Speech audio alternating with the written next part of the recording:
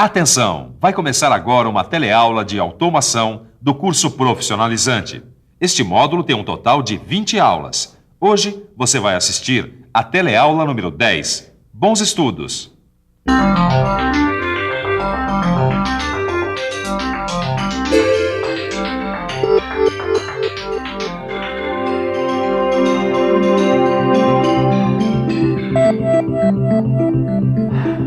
Você é um super companheiro, eu acredito em você, mas assim não é possível.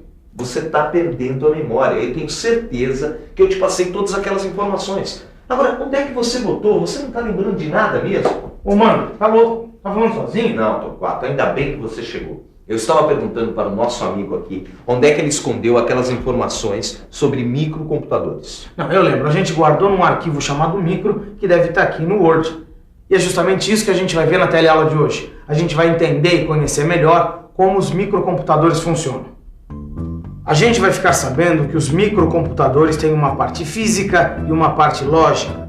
Vamos ver que a memória dos computadores classifica-se em dois tipos e é muito importante para o funcionamento deles. E a gente vai ver também que o micro tem alguns componentes básicos e outros periféricos.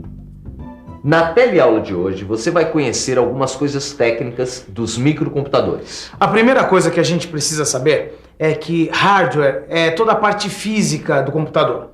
São os circuitos integrados de dentro, o monitor, o teclado, o mouse. O hardware é como se fosse o corpo e seus órgãos. Já o software é a parte lógica, que faz o computador funcionar. É o programa que está gravado na memória dele. O que o Mano está querendo dizer é que software é como se fossem os pensamentos, as decisões do microcomputador. Foi exatamente o que eu quis dizer. Microcomputadores de todos os tipos para várias finalidades.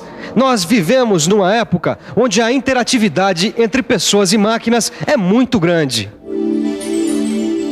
Os microcomputadores são circuitos eletrônicos que funcionam com sistemas digitais, ou seja, com 2 níveis de tensão, como a gente viu na nossa última teleaula. Os níveis de tensão têm um valor máximo, que é a informação 1, e um valor mínimo, que é a informação 0. O computador funciona sempre com esses valores para tomar as suas decisões. Esses valores são chamados de bits, dígitos binários. A gente já viu isso na última teleaula. Você lembra?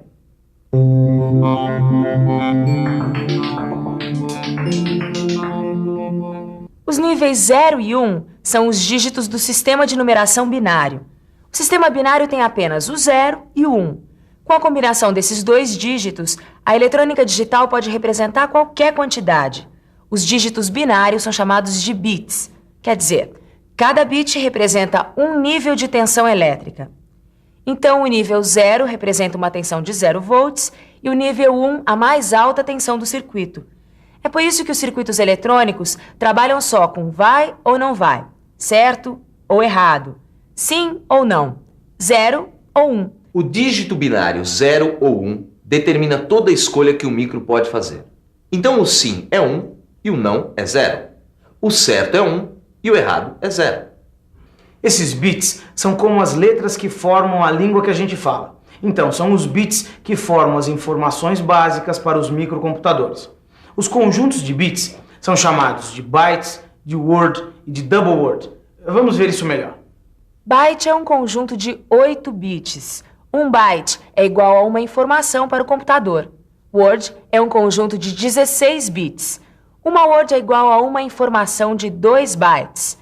Double word é um conjunto de 32 bits. Uma double word é igual a uma informação de 4 bytes. O computador pode pensar e executar funções lógicas.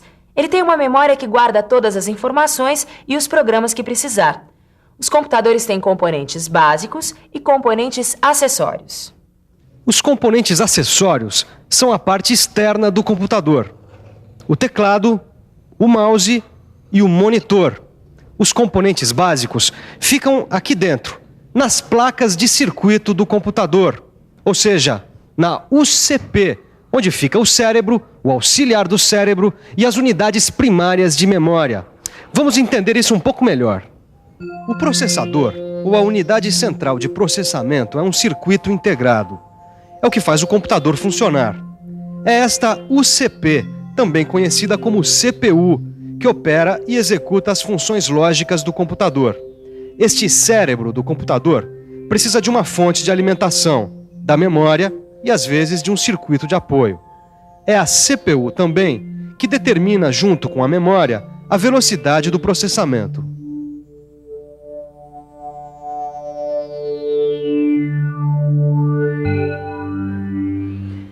Essa velocidade do processamento que a gente acabou de acompanhar é medida em megahertz.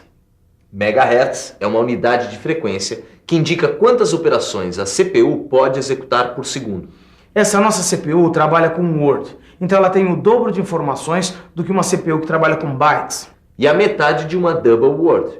Essa velocidade do processamento é muito importante. Você sabe por quê? Vamos pensar um pouco. Vamos pensar um pouco. Cada vez mais, os bancos, as fábricas, as lojas e as empresas em geral precisam trabalhar com muitas informações e sempre com bastante rapidez.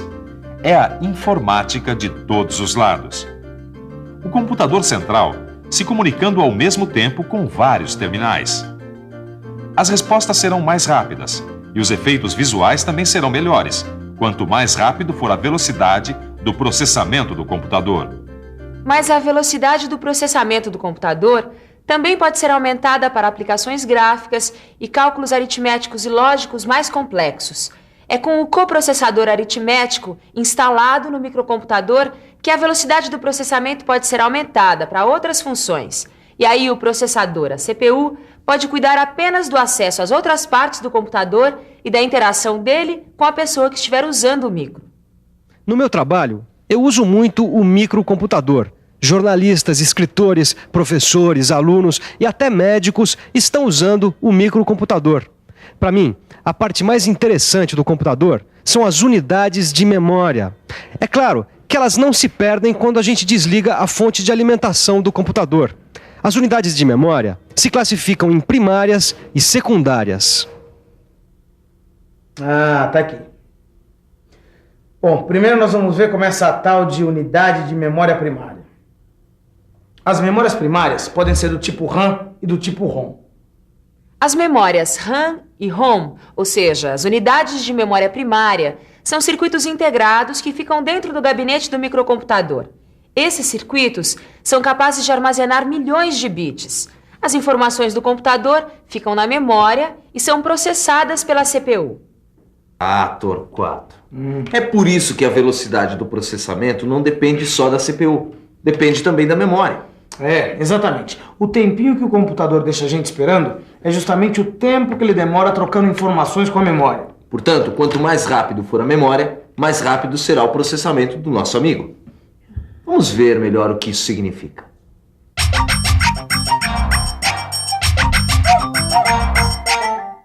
Quando a gente usa um microcomputador, os aplicativos, ou seja, o trabalho que a gente quer que ele faça, é encaminhado para o sistema operacional.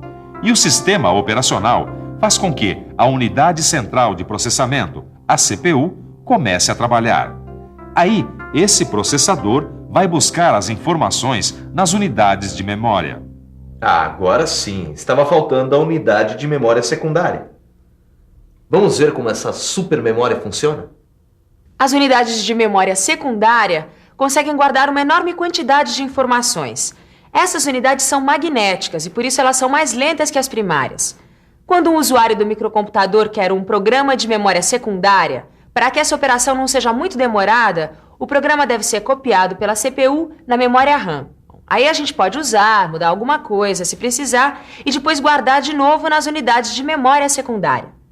As unidades de memória secundária são os discos flexíveis, mais conhecidos como disquetes, Os discos rígidos, que estão dentro do micro, que são chamados de Winchesters. temos também os CD-ROMs e as fitas DAT. Tudo que aparece na tela do micro, tudo que sai impresso no papel, são sinais que foram emitidos pela CPU através de dispositivos de entrada e saída. Preste atenção. São os dispositivos de entrada e saída que convertem os sinais digitais processados pela UCP em sinais na tela do monitor ou no que for impresso. Esses dispositivos são chamados de interfaces. Todo microcomputador recebe as ordens do usuário. Depois, o micro apresenta o resultado das suas operações, as informações, enfim, o trabalho pedido. As interfaces trocam esses pedidos e essas informações entre o meio interno e o meio externo do microcomputador. Obrigado. Bom, no final, eu acabei me dando um presente e um desafio. Eu não resisti e comprei um micro. Agora, como eu não sou rico e a coisa não é brincadeira, eu só comprei alguns periféricos, o teclado e o monitor, que são os dispositivos periféricos essenciais. Quem sabe no mês que vem eu não levo também uma impressora. Eu acho que esse foi um bom investimento. Agora você aí, invista no que aprendeu hoje e acompanhe a nossa revisão. E atenção, se liga aí que é hora da revisão. Na teleaula de hoje, você aprendeu que a CPU é um circuito integrado que controla o funcionamento do computador. Você viu que é o processador e a memória que determinam a velocidade do processamento. Você viu também que os computadores têm unidades de memória primária e unidades de memória secundária.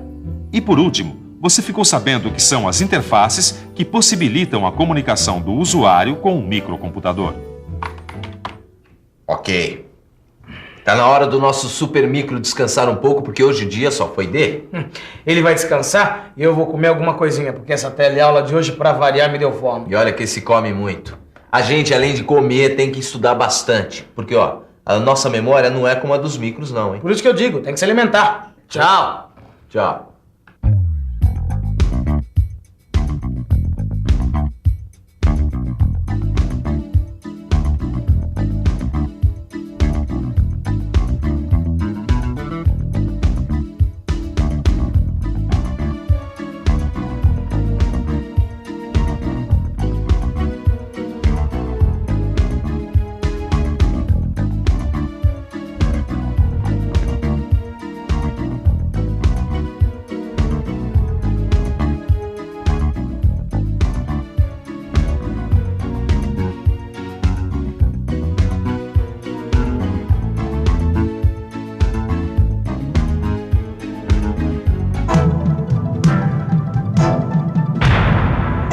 Telecurso 2000, um programa de educação do Sistema Fiesp e da Fundação Roberto Marinho.